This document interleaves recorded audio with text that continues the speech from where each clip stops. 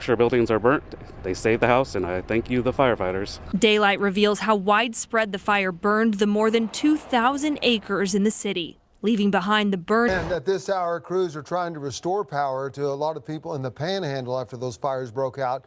According to Northwestern Electric Cooperative, nearly 60 power poles burned in Beaver County. I'll show you some of those power poles right now. They're still smoldering this morning. They were being replaced yesterday, some of them. We'll keep you posted on when that power comes back on there in that area. Let's take a look at burn bans. Oklahoma helping with these fires as long as they're needed. The Office of Emergency Management says once the fire is controlled and agencies are able to... We have about, like I said, over 200 acres of trees on fire. It's very heavy wood, so even these trees that aren't showing fire can be on fire in the middle of it, you know, burning plumb to the top and throwing embers off into the unburned area. We're just hoping. Is at 80%. We have about, like I said, over 200 acres of trees on fire. It's very heavy wood, so even these trees that aren't showing fire can be on fire in the middle of it, you know, burning plumb to the top and throwing embers off into the unburned area.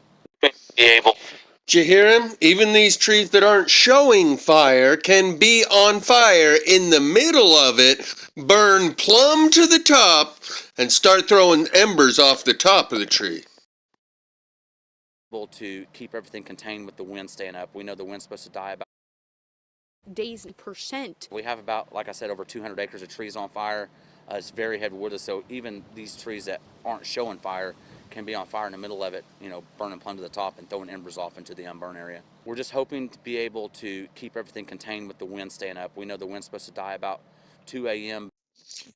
Since they showed you 60 or so of these power line poles burned, I'm going to go ahead and show you a bunch of them I found in a plasma-powered pole burned graveyard when I was delivering one of my loads. And one of the boards on these pallets came off, so I thought I'd throw it over here in their other wood pile, because I had some nails in it. Look what I find. Plasma burned telephone poles. I'm not going to sit here and explain how you know this wasn't fire, because I've spotted this on all the telephone poles all throughout the country, including the ones right in front of my house. Fire doesn't burn it here, but not there and not there.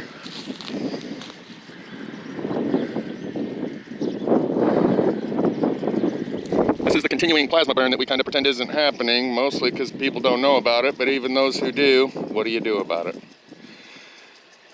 And what I can tell you from observing, there's the board I was talking about that I needed to throw somewhere besides right in the middle of the road. And I see these poles everywhere I go.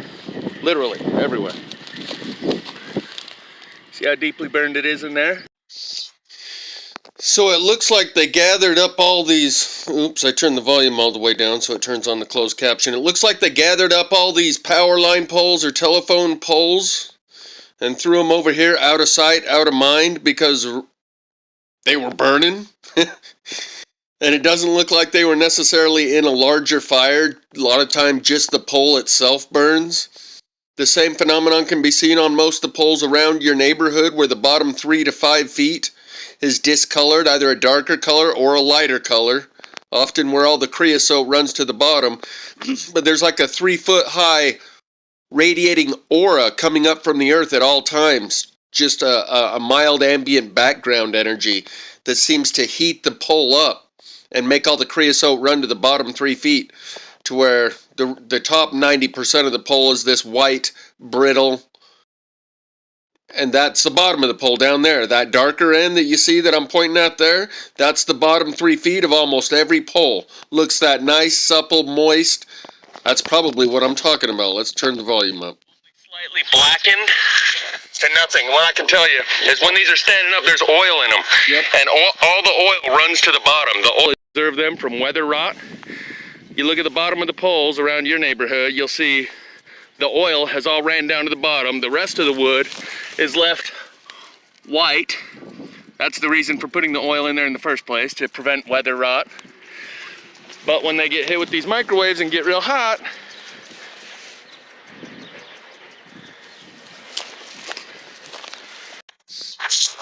okay, so don't worry about the fact that I just said microwaves. That was about 5 years ago, this video. Let's check it out. How long ago is this? 5 years ago. I was right. Plasma pole graveyard 5 years ago. So don't get too hung up on the microwave part. Fluctuation in the magnetic field coincides with a surge of electrical ground current. I've demonstrated that on multiple times. Skywatch Media. I'm preaching to the choir now. I'm not interested in educating people that are new here, but to the old guard, you already know that was part of my learning curve. I was a dotard once upon a time too. I just wanted to show you these poles burning is a very common theme. For some reason, these attract the energy. Even if nothing around the pole burns, the pole will be burning all by itself.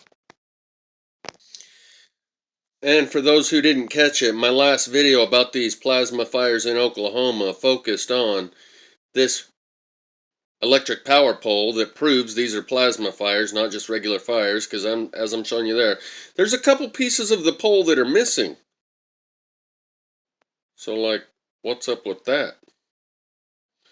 Fire don't do that. It's electricity. And I suspect that it exits and enters the pole at the place where the grounding wire fastens to the pole. It finds a path of least resistance in and out of the pole at those spots.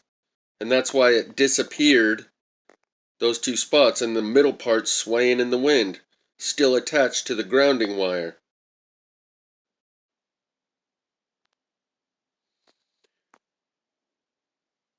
And you can see the grounding wire hanging from it, so it must have a couple of staples left in it, in that middle part that's hanging in the wind. But I'm guessing that there is a staple right here, and right here, and it goes out where one of the staples is, and comes back in where the other staple is, and that's why the middle piece is burned out. These are just my guesses, having studied this for a while. But the overall point is these poles, power line poles, telephone poles, they have a way of burning in these fires. Notice there's nothing else burning around this pole. Not the grass, not the bushes, not nothing, just the pole.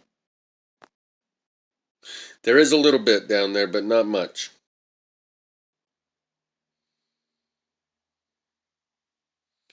So yeah, these poles have a way of burning in these plasma fires.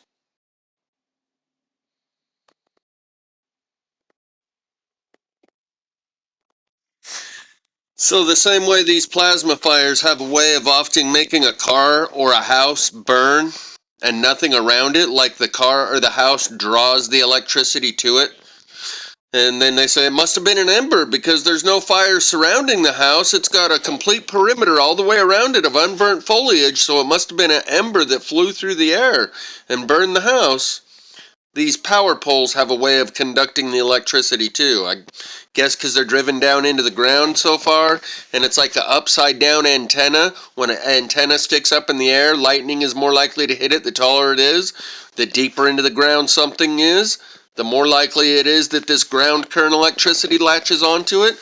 That's why the biggest trees with the deepest taproot will be the one to burn, and all the smaller trees and leaves and weeds and bushes around that large tree will remain unburned. So I was just going through looking at some of these fires that are times, but I think the main point here is that firefighter spoke the truth when he let it slip, and I'm sure amongst themselves they speak more candidly about this, that the trees are burning on the inside. Even when there's a tree that doesn't appear to have any fire, they can be on fire inside and burn plumb up to the top and start dropping embers down onto the ground. He spoke quickly, but what he said was potent. And that's not the first time we've heard this. The Canadian officials were talking about how their firefighters are facing conditions they're not used to dealing with. They would have to take their gloves off and put their hand onto a tree with their bare hand to see if it's hot. And if it is, they got to cut it down and extinguish the fire that's burning on the inside. And that is not conditions they are used to dealing with.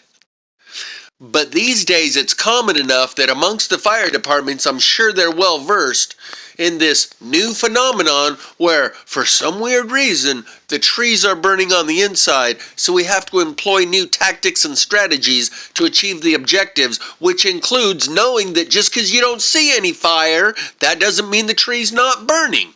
It may be burning on the inside, as this most recent example said, and burn its way plumb to the top and then start smoldering the limbs at the top of the tree. And then they showed you burning red hot coals at the tips of the limbs at the top of the tree.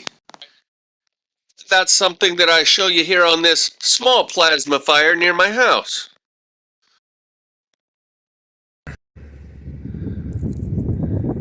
Let's turn to ash. Charcoal. Notice the top of that branch that I just pinched off and showed you that it's turned to charcoal. The top of that branch is turned to charcoal. The bottom of that branch is not burned. That is electricity coming up through the branch, and lightning, if it strikes a person, it only burns where it enters their head and where it exits their foot. They'll have a burn hole on the top of their head or wherever the lightning entered, and a burn on the bottom of their foot where the lightning exited, and it doesn't burn anywhere else on their body. On this branch, it's coming up through the wood and exiting out the tip of that little stick, and that's why it only burns on the tip of the stick, and the base of the stick is unburned.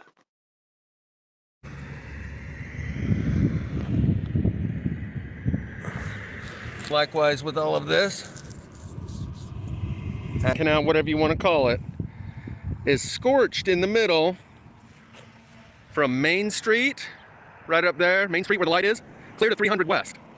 And I've pointed out this pattern before, that plasma flows like water, hitting the low spot. Sometimes you'll see a field that's burned, and then anywhere there's a little molehill that rises up just a little bit is unburned on that top of that little molehill. And then it'll scorch the rest of the ground, and another molehill that rises up will be unburned, like it flows like water, going toward the lowest area.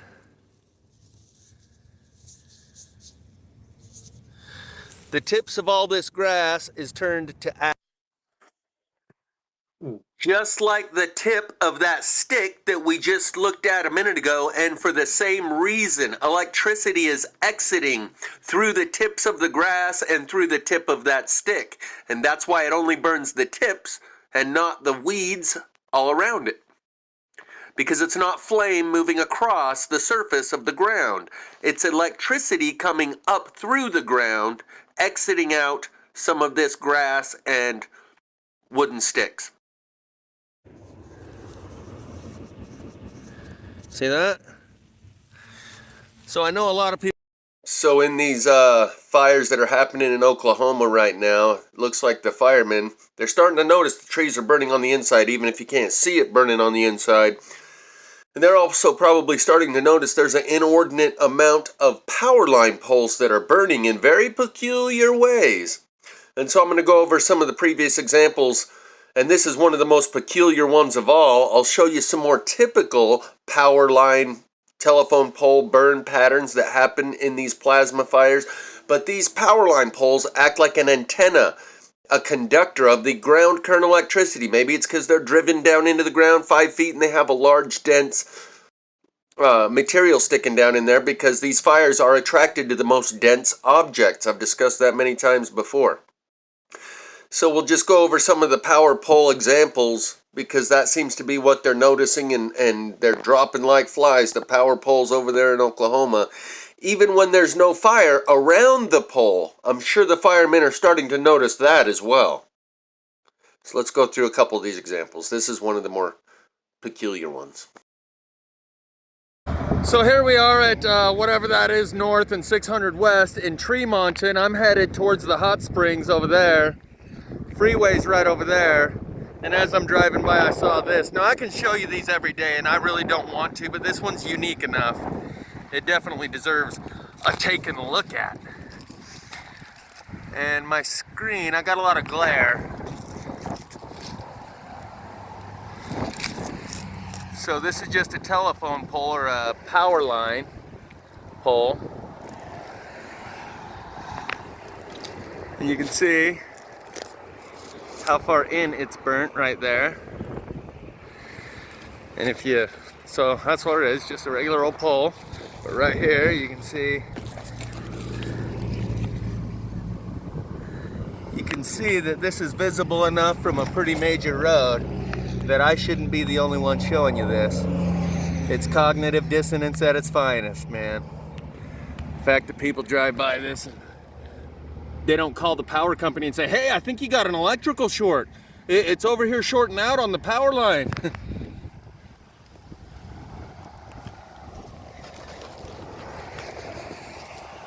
Because when you drive by from the road, this is the road right here, so you're from that angle where you can clearly see. That sucker looks like it's about to topple over. It's missing so much on the bottom right there. Maybe that's what this metal reinforcement is about. They're like, oh, let's just throw a little brace on there. Maybe it's my shadow. I can't hardly see anything on the screen. But I'll just go ahead and circle around it and call it a video.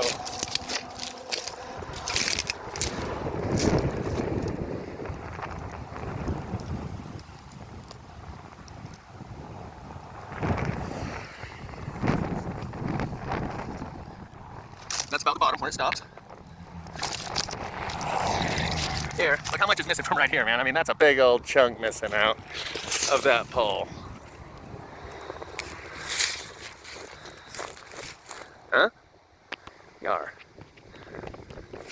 So, off to the hot springs we go. And I got some more Babylon bloviation to do when I get there. Yeah, because the shadow's right in line with it. If the shadow wasn't right there, I'd be able to get right here to the edge where you can see the profile of it, how much is really missing there. But I think you can probably get a pretty good idea.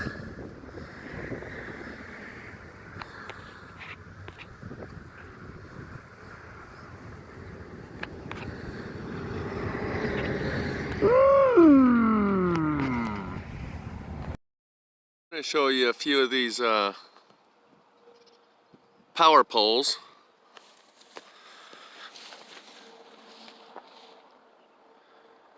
That have the plasma burn spots on them. I'm going to have to keep that camera angle down so the light doesn't. Notice there's no burned weeds. Oops, hold on. There's no burned weeds around the bottom.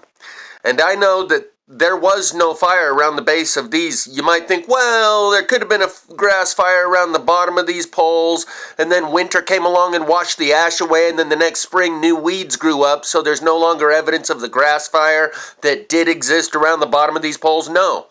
I know for a fact there was no grass fire around the bottom of these telephone poles. And I show you about 6 or 8 or 10 of these poles that look just like this all the way down this road. I took this video in 2019. This is on the only road between my house where I lived in Springville and Spanish Fork Canyon where I filmed my first plasma fire in 2018. I was going back and forth to the canyon on this road all year. There was no grass fire on this road beneath these power poles. They burned all by themselves. And the other thing is, even if there was a grass fire around the pole, it doesn't explain these deep, pitted, charcoaled spots that are 20 and 30 feet up the pole. Just wanted to draw your attention to that. There is no grass fire around the bottom of these poles. And later on in this video, which I titled PG&E Needs Plasma-Proof Power Poles, I show you the windmills at the base of the canyon just to give anyone who's local a reference of the landmarker to see where we're at. And there's a good chance these poles still stand today. They may or may not have replaced them. But this kind of burning, this is a little more abnormal. Here in a second I'll show you something that's very typical that you can probably see in your own neighborhood. That's one of the poles. Then we go down the road and I'll show you a different one. See, I'm pointing out the one that we were at. This is the different one right down the road. When I just pointed, I said there was the one we just looked at. Here's the next one down the road. And so these firemen are probably starting to notice, why do the poles catch fire? Just like the houses and cars will catch fire and nothing around the house or car catch fire, so it must have been an ember blowing in the wind. Same thing with the power poles. They conduct the electricity, nothing around the pole is burning, must have been an ember that blew in the wind. But the firemen are getting to the point where they're having to acknowledge this isn't just ember blowing in the wind, guys. And these fires are burning in ways that are unlike anything that we trained for in our training. This is a new and different kind of fire, and amongst themselves, I'm sure they have an agreement that the public is better off not knowing about this. For purposes of public safety, to keep them from freaking out, we need to keep this amongst ourselves. And I know that that's the case. My neighbor's house, where they came back and knocked over a pole that was a square post with 2 straight line burns going on it, that's proof to me that someone came back and tried to get rid of the evidence that really raises some questions. Maybe I'll get back to that at the end of this. But anyway, my point is, all of these posts look the same. Let's cruise on down the road. All of these burned power poles did not have a grass fire around the bottom of them. And even if they did, it doesn't explain what we're looking at here. So the poles are conductors of the electricity in unique ways, like an antenna that sticks up and receives the radio signal. But it sticks down into the ground and receives the electromagnetic frequencies. And here I think is where I show you down the road is the windmills. Anyway, I think we got the point on this one. I show you 6 or 8 different telephone poles that all look the same. Once you've seen one, you've seen them all. There's the windmills. And all of the telephone poles that you see there on the left in a line, all of them have this kind of burning on them. Very visible from the road.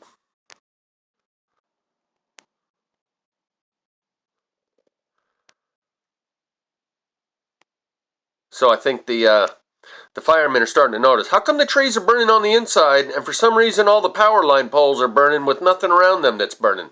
Huh, that's kind of weird. Yeah, I think so. Yeah, I've noticed the pattern too. What's up with this? And why, if it's regular fire, like the grass fire around the base of the tree is what made this, how come the very bottom of the pole isn't burnt? Just these little spots that have these charcoal pits within it. Even if there was a grass fire around the bottom, it wouldn't leave this burn pattern on the pole. That's 100%, no doubt about it.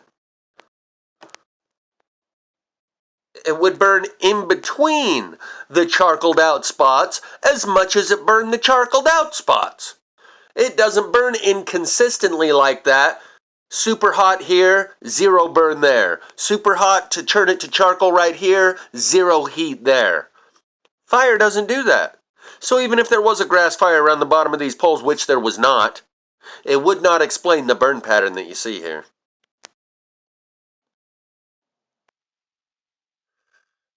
And then we circle around the pole and show you some of these pits that are prime examples. That's kind of a good one. Over here there's a better one. Right there. Completely surrounded by unburned wood, yet a charcoaled out pit 2 inches deep. Oh, that must have been an ember that blew in the wind. Eventually that shit don't hold up, and the firemen got to start figuring out the real explanation for what it is they're seeing. Not just pull something out of the wind.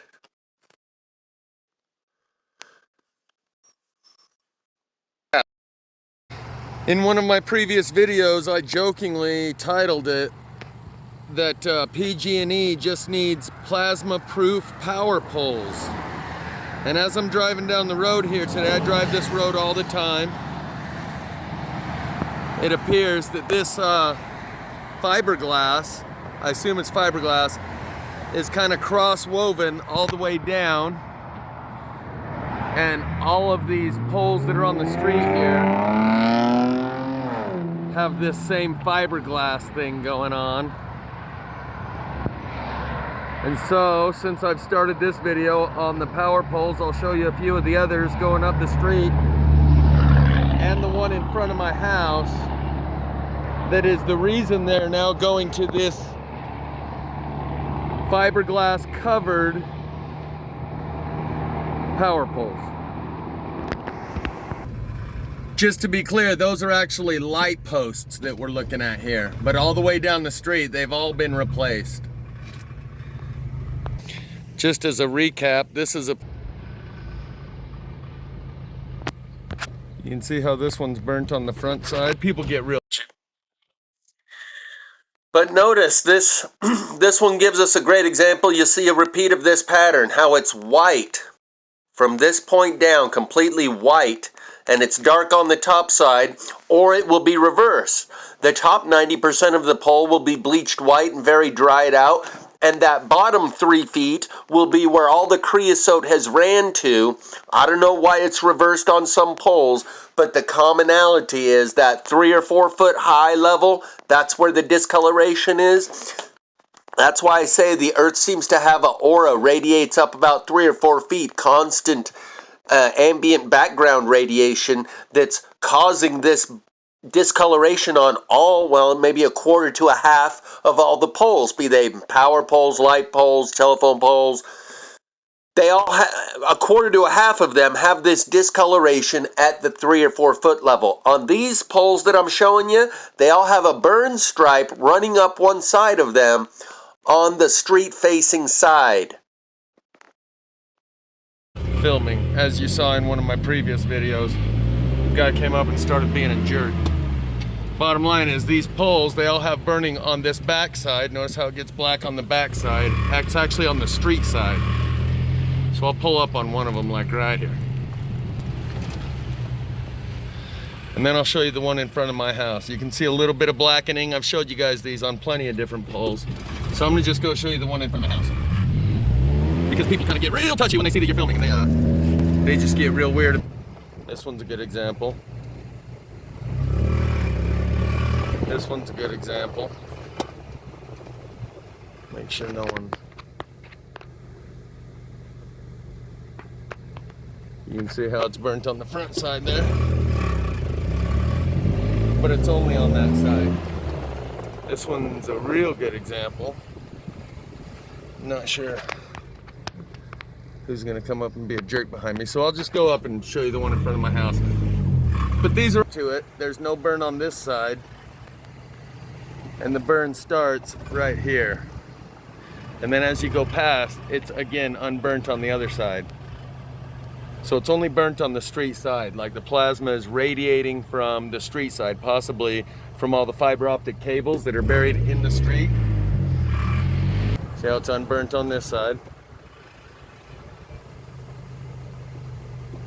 Burnt on this front side.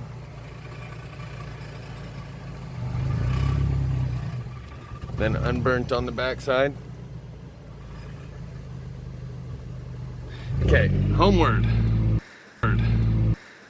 This one actually doesn't give a great example of it, but it shows how all of this, the liquid that they put in it, the oil runs to the bottom and up top. It's dry and brittle. And another thing it does show is it interacts with fence posts similar to the way that it interacts with power lines and telephone poles and light posts. This is the plasma fired fence that I said lasts for 2 miles. So I'm just kind of getting this out of the way because I kind of got to do what I said I would do, or I don't believe in me later on. Clearly you see fire doesn't do that, right? And there's many others. But the point on this is this happened about 3 weeks ago. It's only on this strip right here. That's the freeway. Here's a side road, and it runs this strip for about 2 miles.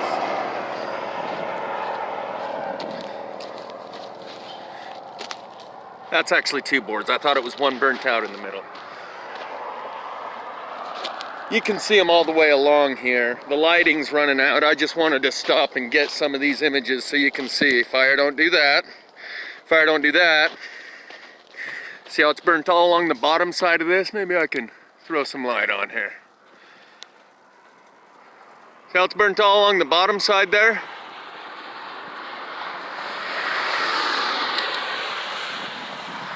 Man, these little weeds around here. Oh, that's right, there are none. So how did the flame reach from there up to here, which is about 6 feet? 5.5, 6 feet.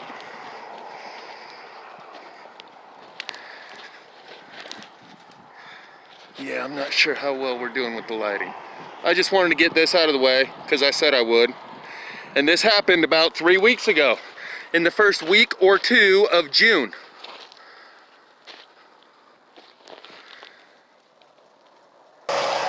Here we go. You see how this one just kind of split right there? Where'd the fire come from and where did it go to, and how come it just burned this little hole and left the rest of it all untouched?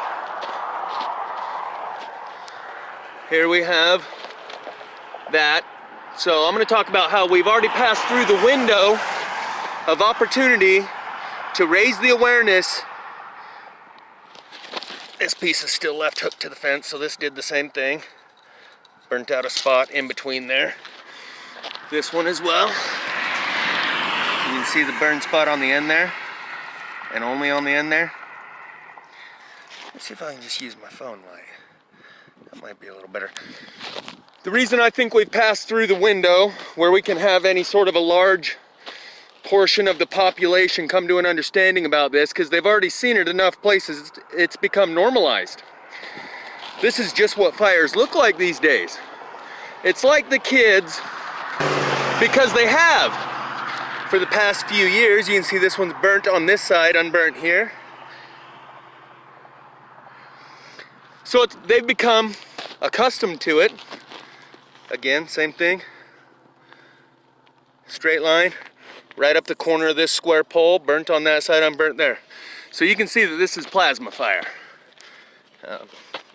But I think we've passed through the window of opportunity to create any kind of awakening. Like with the CV cooties thing, we've reached a threshold where there's a large enough portion of the population that knows it's bullshit, that the average person will jump on board and question the reality of the narrative. And Side note, this video's from over 5 years ago, so that's why all the references to CV cooties. A covidiot is a scarce man, hated, feared, and scorned. But in time, when his cause succeeds, only then do the timid join him in taking their masks off, because then it costs nothing to be a covidiot. Try and reach my hand through here, see if we can. Anyway, yeah, that's not working. I was trying to show you the front side of this where it's all burnt out. Because then it costs nothing to be a covidiot. Once a large enough portion of the population is also saying something, you're just jumping on the bandwagon. And you've got a large enough group of people that you're joining that group. We've passed through the window where we got enough people looking at this and talking about it to where now it's just become normalized. People have seen 5 or 10 of these. They go, yeah, I've seen like 5 or 10 fires and they all look that way. That's just how fire burns.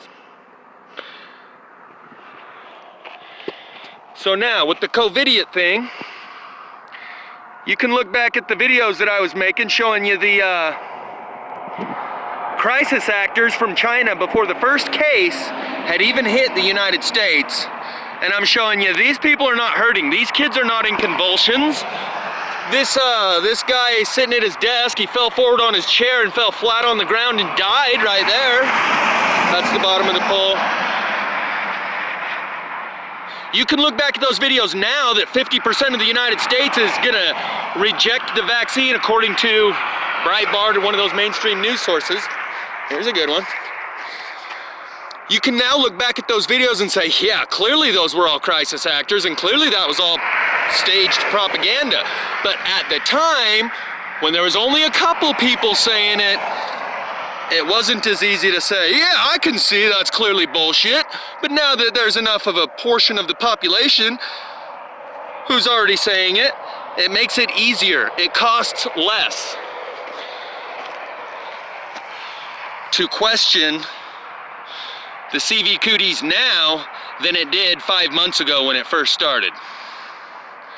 We didn't reach that threshold of enough people looking at this and talking about it to where now it's just been set in and normalized. And the CV cooties thing didn't have to go that way. It could have been just like these if it was normalized and not enough people talked about it. We could be a See how this one, again, burnt on this side, unburnt there? Straight line. So with the CV cooties thing, what I'm saying is it's important. When you can see the truth, and you're the only one who can see the truth, that's when it matters most that you speak that truth.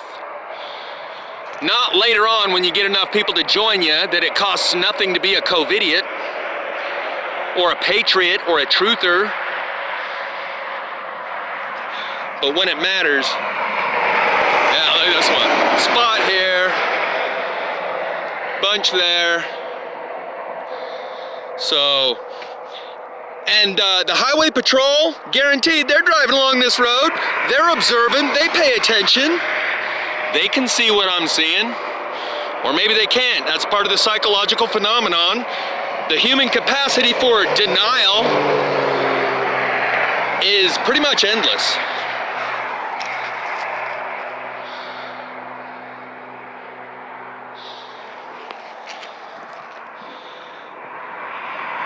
So, with the CV Cooties thing, we got ahead of it. Enough people have joined on the bandwagon now that the rest will join in and proclaim themselves to be COVIDiots and take their mask off. Unburnt there, highly burnt all through here, and then unburnt there.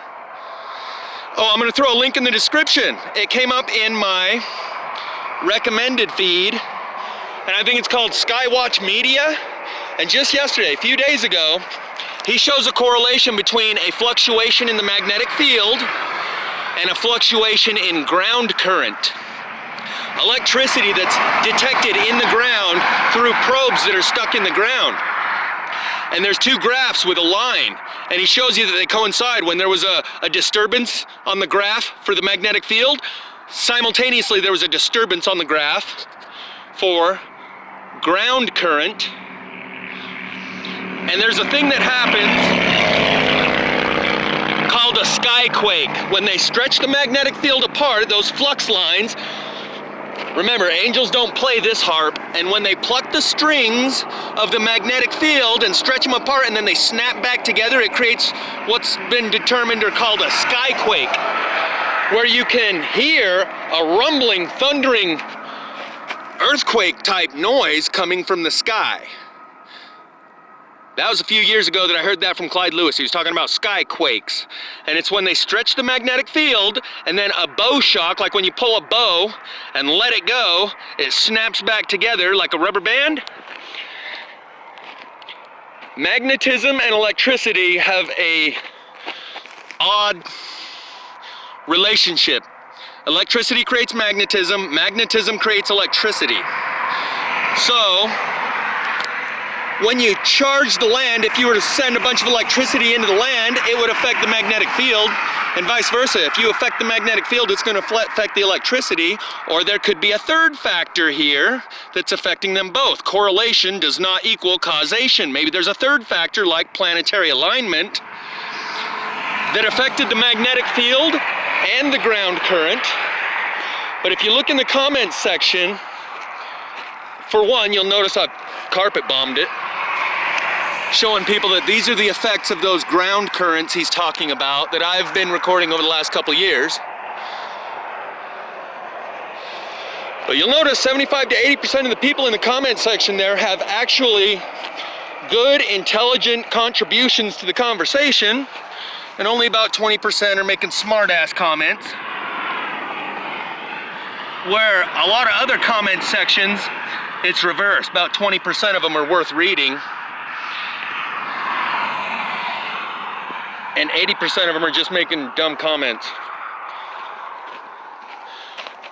So he's identified that you can see the correlation between ground current and magnetic field, and because we are at the pole shift and the magnetic field has weakened to about, 5% of its maximum, which means we're right at the pole shift, because the magnetic field is so weak, it fluctuates easily. You can see this line of burn going up right there, right? So, the pole shift and these electric currents probably go hand in hand. I thought of Just to correct me, this video was probably 5 years ago. Yep, 5 years ago. And that was the title of Skywatch Media's video that I'm referring to here.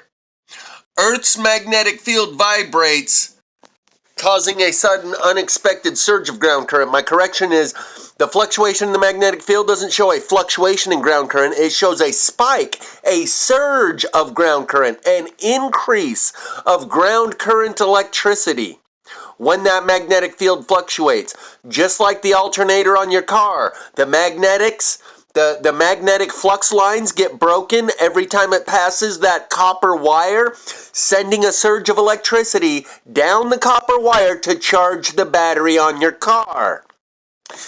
Just like those emergency flashlights where you shake a magnet in the middle of the handle of the flashlight and there is a copper coil wrapped around the handle. Every time that magnet passes that copper coil quickly enough, it breaks the flux lines, sending a surge of electricity down that wire to charge the battery of the flashlight or to make the light bulb function.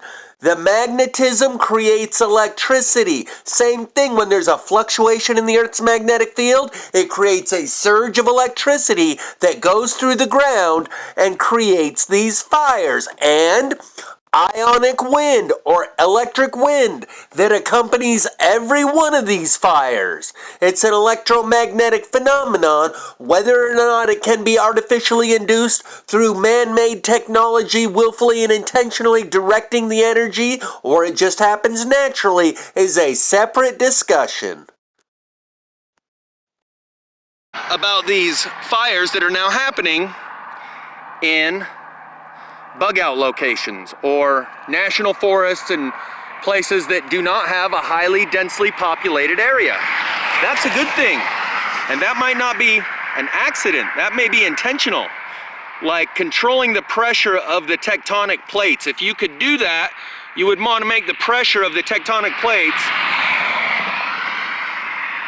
high in areas where there's no population of people in order to relieve the pressure in urban environments. That way the big earthquakes happen in places where there's not a lot of people.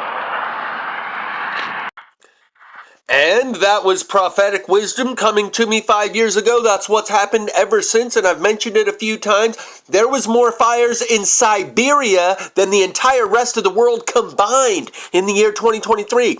Last summer, where were the big fires? The Grand Canyon, where nobody lives. Where else? The boreal forests in northern Canada, where nobody lives. Where else? In the swamplands, the wetlands of Brazil, I believe it was, where they had 10 times the amount of fire in 2024 than they did in 2023. Almost like if this energy is being directed, this plasma pressure release, like what Ben Davidson of Suspicious Observers showed us the other day, that when there's a plasma pressure release, the electricity goes from where there's more of it to where there's less of it. And after being charged with all those sunspots and coronal holes for a week, suddenly they all went away and it created a release of that plasma pressure. Now the electricity goes from the Earth that is charged, a capacitor that's been absorbing all of that high energy, back up into the atmosphere. The plasma pressure release is a necessary thing, and it almost seems like they've been directing it to the least populated areas. For the most part, there may be different groups directing it in different ways with nefarious agendas, but overall, the vast majority of this seems, if it is directed, it's directed at unpopulated areas. And 99% of what I've documented over the course of the last 7-8 years that I've recorded myself in 10 different states appears to be a release that is sporadic, random, not intentional, directed, and weaponized. Far from it. And until that, the reason I focus on that rather than the 2 or 3 possibilities where maybe it could, possibly, maybe, if we find some evidence to support it, be directed energy weapons, that's all one big maybe, possible, could, theory, guess, speculation. The other 99% of the evidence is provably not directed, weaponized, or intentional. A random, sporadic, uncontrolled release of this energy. It's obvious, the evidence speaks for itself. But in these conversations of the very small population who do notice these fires are different than usual, 99% of the people are talking about directed energy weapons. And on the other hand, 99% of the evidence that I've documented points in the opposite direction. There's only a very small sliver of potential where it might be directed. The other 99.9% of all the evidence proves self-evidently that it's not directed, intentional, or weaponized. Until there's a balance in this conversation, I will not be focusing on the one or two examples where it may, could, possibly, might be, because your fear porn makes you want to beat off to the idea that you're the victim. The fuck out of here. 99% of the evidence points towards non-directed, intentional, or weaponized, and 99% of the conversation online about these fires surrounds these smart cities and smart meters and directed energy weapons and Jewish space lasers, and they're going for the mining operations and the lithium and the data centers and the underground water aquifers. You guys are so addicted to your fear porn and you want to be the victim so bad you refuse to acknowledge the other 99% of the evidence that means your victim ideology, your victim mentality, your religion is all bullshit. And maybe that's exactly what's happening with this, because the electricity has to go somewhere, and they may actually be directing that energy to non-populated areas the same way they can direct it to populated areas, like what happened in Paradise.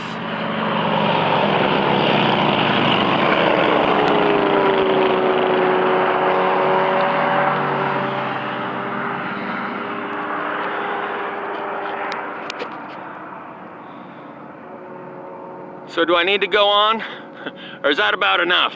Because this goes on for exactly 2 miles between exit 75 and exit 77 on I-70 in Colorado in Parachute, Colorado. And the other thing I want to re-mention is this happened 3 weeks ago. This isn't one of those that happened last year or the year before. This happened 3 weeks ago, because there's no way. When I noticed this, I had been driving back and forth from Salt Lake to Denver twice a week for the last 2 months. That's all I was doing, was Denver loads. So there's no way that I would have driven past this all those times and never noticed it until the first or second week of June. So this is an ongoing thing. It's not something that happened once and we're over it and we can move past it. It's going to continue happening. But I think we're past the point where we can actually bring people's awareness to it.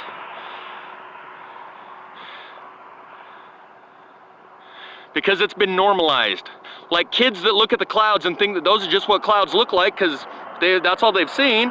Adults that are old enough, kids are like, yeah, that's what clouds look like. I've seen thousands of them. They all look like that. Adults that are a little older and have seen millions of clouds know that that ain't what clouds used to look like, and this isn't what fires used to look like, but this is now what they all look like. And on that note, I have not come across a wildfire burn area that does not have these plasma burn patterns in it over the last 2 years, which makes me wonder, is a normal fire even possible anymore? Or if you lit those with a match, the flame is a weak plasma. Does the flame draw the electricity to it and then create the electrical burn patterns? Is a normal fire even possible? Or anywhere a fire starts, it turns into one of these? I don't know, but these are pretty much all there is anymore. Burnt on this side, unburnt on this side, all the way down. Straight line. These are pretty much the only fires that exist anymore. So they would be right when they say that's just how fire burns. That's how they all burn. Straight line. Because that's all they've seen. They've never seen anything different, and they don't burn fire in a fireplace anymore. They don't pull logs out and know that they don't come out of the fireplace like this when you're having a campfire, ever. So I think we've passed the point where we can actually get a large enough people to talk about this that the rest of the people will come along and not be too timid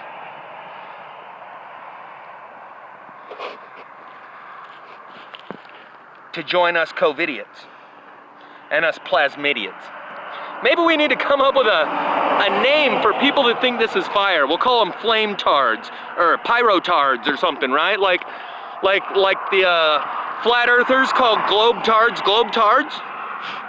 Maybe we need to come up with a name for people here when they look at this. Plasma deniers. Maybe that'll get started. I don't know, but like I said, I think it's too late to get the conversation started. They're all gonna know the truth, but by the time they allow themselves to see it, it's gonna be a rude awakening.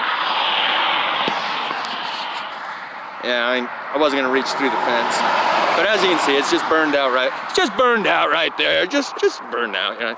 So it goes on for 2 miles, and some of the poles are hit, some of the poles aren't. Some are hit far worse than others.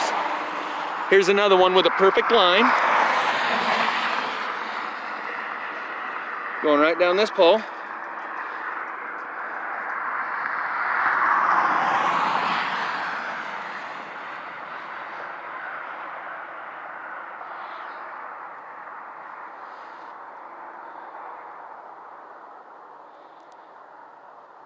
Right?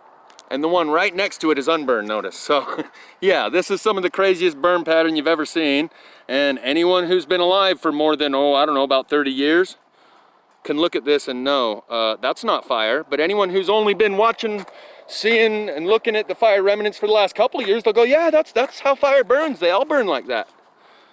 That's just what fire does. So it's been normalized in their conscious, and they have other reasons to not want to see it. So what we're going to watch here is pieces of a video that I made 6 months ago that I titled Over 80 Straight Line Burns Equals Electric Fire.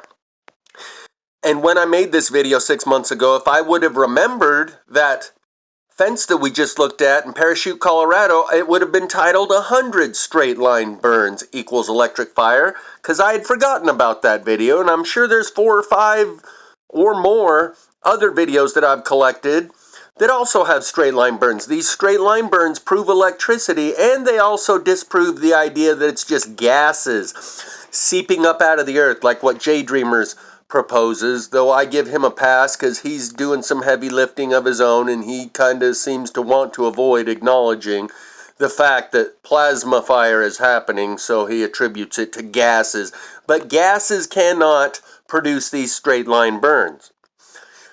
And I start referencing, this is my commentary from 5 years ago now, that Paradise was a directed energy attack, and on the other hand, the same energy that seems to be weaponized, directed intentionally in some cases, is also leaking up out of the ground randomly and sporadically. This was 5 years ago when I was converting from a dotard to someone who widened their scope of view and started acknowledging there's more going on here than directed energy. Maybe they poke a hole in the magnetic field and direct all that energy, and then they can't close the hole and it just continues dripping, charging the earth, the capacitor, and then once it builds up, they have to direct it somewhere, and so in those cases, they direct it out to the wilderness, the swamplands of Brazil, Siberia, the boreal forests, the Grand Canyon, places where there aren't many residents. And the reason I start talking about Paradise 5 years ago when I'm looking at this guardrail is because the same thing happened in Paradise where the posts that attached to the guardrail were burning. On I-17 in Arizona, I'm going to show you a bunch of these posts, guardrail posts, that look a lot like what we saw in Paradise, California, where all of them had flames shooting right up out the top of them and were unburnt on the side. And that was one of the biggest giveaways that something besides fire happened there.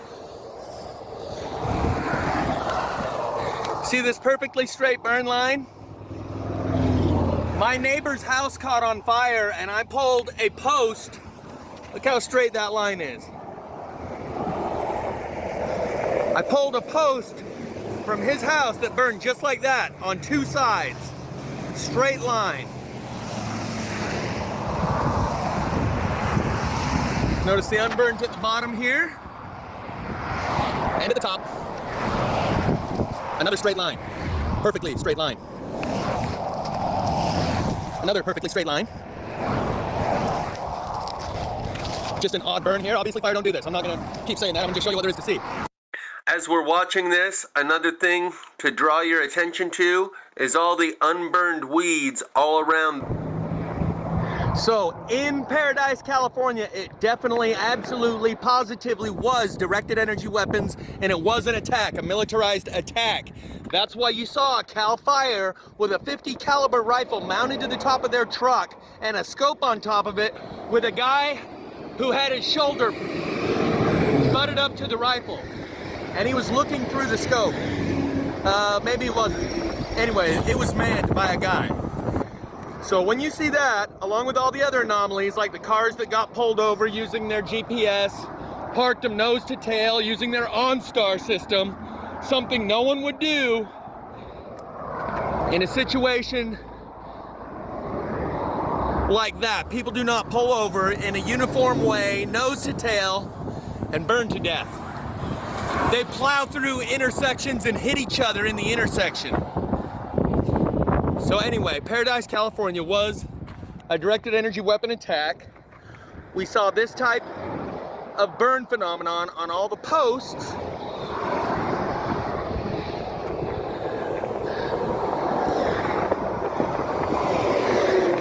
And the same energy that was used in that attack is being undirected, just popping up here and there, all over, increasingly. Let's go check this one last pole and then be out of here. So that commentary you just heard was from 5 years ago. That wasn't from the compilation I made out of this content 6 months ago. So 5 years ago, I was already coming to the understanding that there is instances where it does appear to be directed, but 99% of what I'm filming out here on the road appears undirected, yet it's the same type of energy, electricity. So long as there is this huge imbalance in the discussion about these fires, where 99% of the people that talk about these fires not being normal are talking about directed energy weapons, and on the other hand, 99% of the evidence appears undirected, random, and sporadic, you will not hear me talking about the 2 or 3 instances where it appears it could be possibly directed and weaponized. Until there is more of a balance in the conversation, you will not hear me talking about do's until you start talking about all the undo's. Here's where I film a different guardrail. As you can see, it's nearly dark in this video that I took of a separate guardrail that has the similar burn patterns. These straight lines prove that it's not just gases seeping up out of the earth and that it's not just regular fire. But around this guardrail, there's other things that did burn. I'm pointing out the perimeter below the bushes here, where only the area below the bush, like in the same pattern as the root system underground, seems to charcoal the ground. These straight line burns, this isn't coming through too well. Let me make sure it's... But you can see the straight line between the block and the post. Not possible with regular fire or even gases seeping up out of the ground. And so these straight line burns are a good way to bring to the attention of the average person who says, no, that's just fire. That's how fire burns. The straight line burns are even enough to get through their cognitive dissonance and denial and normalcy bias and show them fire doesn't do that.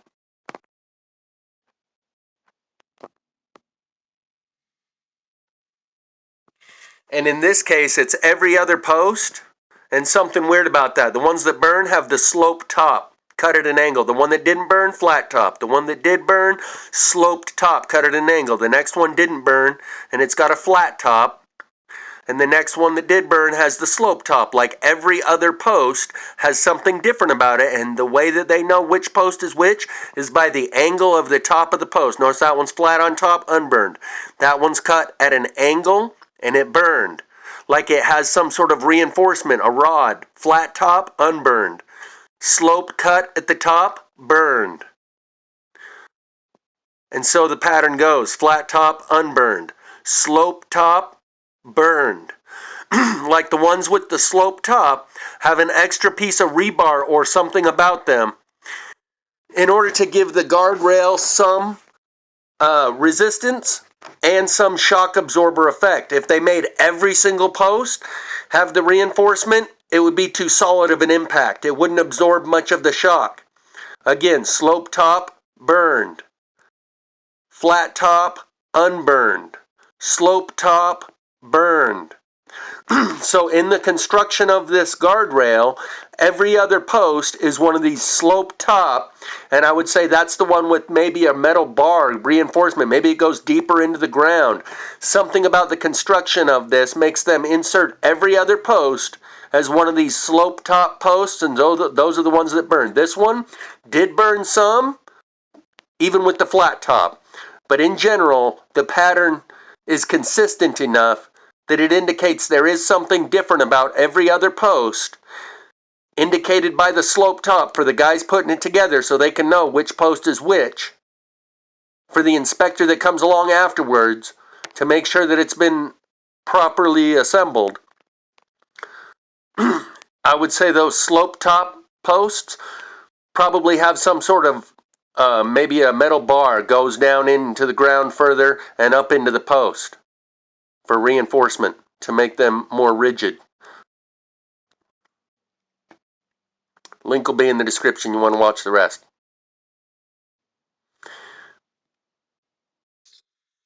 And I know that the fire departments, or somebody, is very well aware of these plasma fires and willfully and intentionally concealed the evidence based on my neighbor's house that burned. I'll show you the difference between day 1 and day 2 where they removed the evidence. This is the neighbor's house that burned earlier while I was making that the recording. I'm about to show you that it was 100% certainly plasma fire. See how it's burnt on the inside? See this pole over here? Oh. See this pole here? Burnt 100% on that side, not on this side. You see? You following me? See the line? See the line. Likewise here.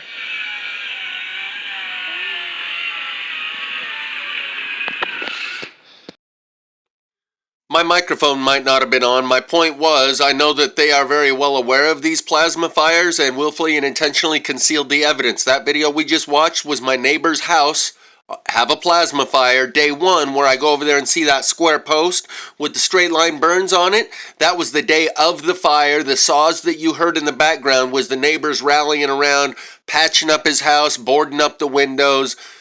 That was day 1. The fire happened. I go back day 2, that square post is missing, as you'll see here. This is bizarre how quickly they're cleaning it up. Like yesterday, I showed you how the ground was black here and the weeds were still left. Anyway, I'm gonna start showing you right here. Is that this piece of molding, it split black on this side. Right here, where these 2 posts are, right in front of them, was where that square post is. When I went back on day 2, I didn't even notice that square post is missing.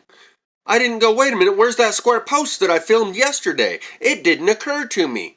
Until a couple weeks later when I was walking around his yard, snooping around, looking, examining the evidence some more, and I stumble across that square post stuffed underneath the vinca ivy. Vinca ivy sticks up about 6 inches and has a cavity below the leaves. The leaf canopy, so it makes it perfect for just being able to walk over there and slide that. If you just tossed it over in the bushes, it would have landed on top of the leaves. It was not laying on top of the leaves. It was slid beneath the leaves, the leaf canopy of the vinca ivy. I believe on this video somewhere, I'll back up enough to be able to show you where that square post isn't there. You can just take my word for it. I found that square post. I have it in my collection now. I didn't cut it off. I didn't break it off. I found it over beneath the weeds. Someone had come back after day one where I had filmed it standing, sticking up out of the ground. But before day two, when I came back and filmed again and it was no longer there, someone had come along and snapped it off, like hit it with the bumper of a truck and slid it underneath the ivy weeds to conceal it. My bad, I was mistaken. Listen here, I apparently did notice that it's gone. Very anomalous, like the square post that I showed you yesterday. There was a square post right here. Two of the sides were burnt and the other two sides were unburned, and I think that's why they're working so quickly to clear out the obvious evidence here that this wasn't a fire. Just like in Paradise, California, they cleared all the trees on both sides of the road for about 100 feet on both sides of the road, because if people would have come back to their house, this truck over here is UDK, the little... Here's a clip from the video, 80 straight line burns, where you can see the post on the right and the post on the left. The one on the left is an image sent by Robert Brame from his investigation into the fires in California. The one on the right shows the post that was at my neighbor's house that was missing the second day when I went back, and a couple weeks later when I was snooping around, I found it slid underneath the ivy, willfully and intentionally removed from the open view where anyone walking by would look at this and go, wait a minute, huh? I've never seen any such thing in any fire in all my years. Straight line burns? How can that be? And I believe it was for that reason that they came back, snapped it off, slid it underneath the weeds, real inconspicuous like. And I can see the reason for doing so. Concealing this from the general public is in the best interest and the welfare of the general public. They couldn't handle this truth. They would turn into savages.